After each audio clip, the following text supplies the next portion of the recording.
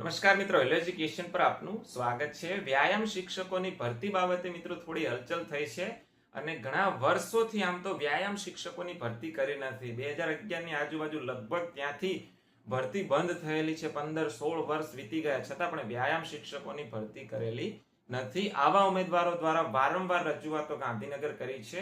અવારનવાર તમે મીડિયાની અંદર ન્યૂઝની અંદર સાંભળતા હશો કે બાળકોના સર્વાંગી વિકાસ માટે શાળાઓની અંદર વ્યાયામ શિક્ષકોની જરૂરિયાત છે, તો તાત્કાલિક વ્યાયામ શિક્ષકોની ભરતી કરો। આવી રજૂઆતો વારંવાર થયેલી છે, આપણને બધાને ખબર છે। તો અગાઉ થોડા દિવસોમાં તમે જોયું છે કે શિક્ષણ વિભાગ દ્વારા પણ વ્યાયામ શિક્ષકોની ભરતી કરવા બાબતે હકારાત્મક અભિગમ દર્શાવ્યો છે। પ્રાથમિક શાળાઓની અંદર કઈ શાળાઓની અંદર કેટલી વિદ્યાર્થીઓની સંખ્યા છે એની માહિતી મંગાવવામાં આવી છે અને આઈ થિંક વિદ્યાર્થીઓની સંખ્યાના આધારે જ્યાં વધુ વિદ્યાર્થીઓની સંખ્યા હોય ત્યાં વ્યાયામ શિક્ષક આપવામાં આવે, આવી વિચારસરણી છે।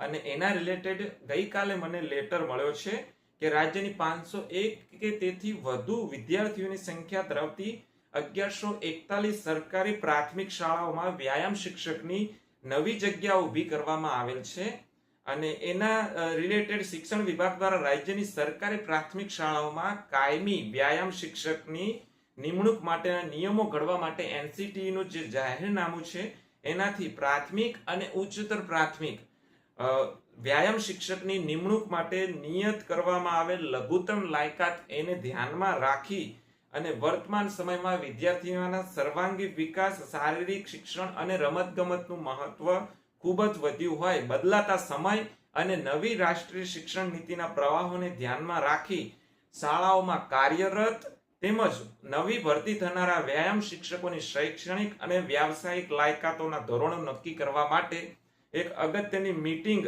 સમિતિ પણ રચવામાં આવી છે અને અગત્યની મીટિંગ પણ બોલાવવામાં આવી છે, જેની પ્રથમ બેઠક 28/7/2026 ના રોજ વિદ્યા સમીક્ષા કેન્દ્ર ખાતે ગોઠવવામાં આવી છે। તો આ લેટર પરથી આપણને એટલું તો સમજાય છે કે વ્યાયામ શિક્ષકોની ભરતી આવી રહી છે।